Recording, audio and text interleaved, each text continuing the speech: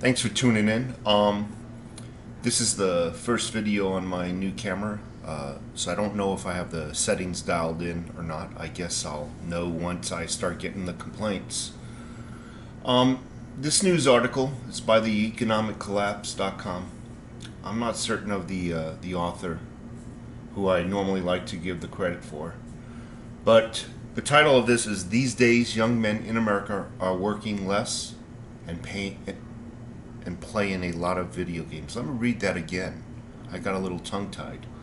The title of this: "These Days Young Men in America Are Working a Lot Less and Playing Video Games a Lot More." That's the actual title. Lengthy title. Let me read this really quick.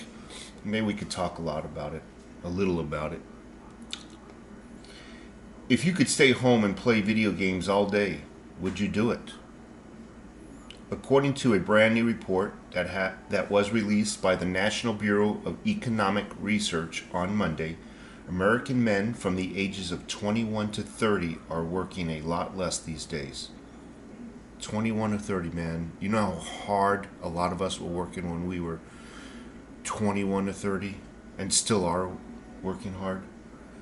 In fact, on average, men in this age group worked 203 fewer hours per year in 2015 than they did in 2000. So what did they do with all that extra time? According to the study, a large portion of that time that the young men used to spend working is now being spent playing video games. It is certainly no secret that young men like video games, but the study found that in recent years the amount of young men dedicated to gaming has shot up dramatically. I know actually a couple of one particular lady at work that all she does is talk about video games when she goes home. She has children too. She likes to play video games, and that's her thing, I guess. But at least she has a job, right?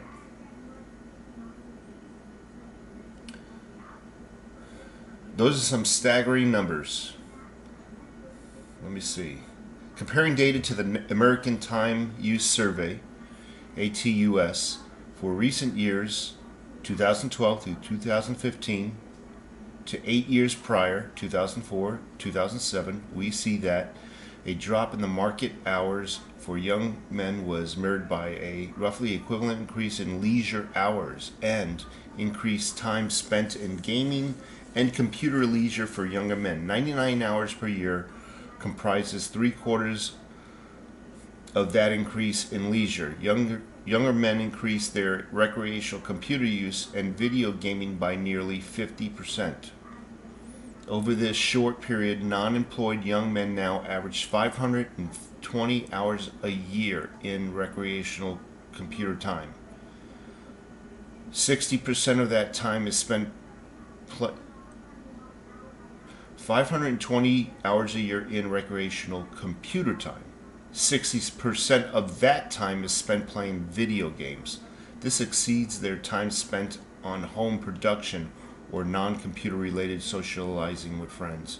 You ever wonder why some of the younger folks, they have a hard time socializing one-on-one with people to their face? Everything needs to be text now. Their social skills are dramatically declined, and it's no funny because it's no surprise because they live on a computer now. A place where there's no feelings, no emotions, no where you can be ambiguous, where you can be as rude and crude as you want without having to speak for your actions. How can we get these young men to get away with spending so much time playing video games? After all, don't they have bills to pay? Well, some of them do, but a lot of them are still living at home with mom and dad. According to this new report, whopping 35% of young men are living at home with their parents or a close relative. Men ages 21 to 30 years old work 12 hours fewer in 2015 than they did in 2000. So they're actually working less. The Economist found around 15% of young men worked 0 weeks in 2015, a rate nearly double that of 2000. So they keep comparing 2015 to the year 2000. I'm curious what it is now. Since 2004, young men have increasingly allocated more of their free time playing video games and other computer-related activities. According to the study, 35% of young men are living at home with their parents or a close relative, blah, blah, blah, blah.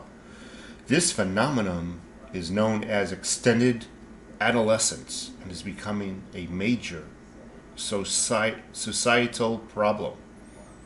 In the old days, most young men in their 20s would be working hard, getting families, starting families, and becoming solid members of their communities.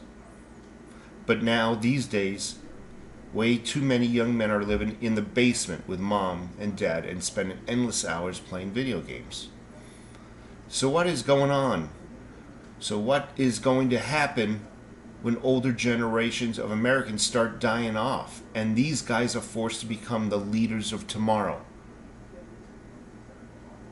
I'm going to read that one more time after I read the next. That is so, wow. I love baseball, and one of the things that you learn when you follow baseball is that hitters tend to peak around the age of 27. Of course, there are plenty of exceptions to this rule, but on an average, there's something very special about the age of 27.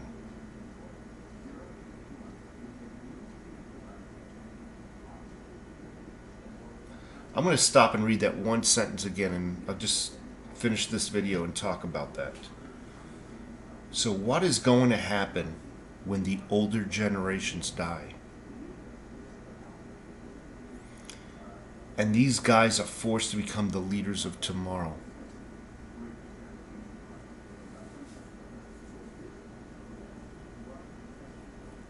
I think that's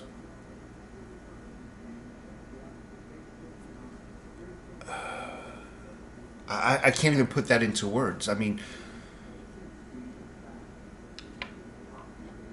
when you and I die off, and these people, all that's left of society, except for the rich bankers and everybody, they will become the slaves. They will be forced because they've done nothing with their lives. They've done nothing with their lives to accomplish anything, to learn a skill.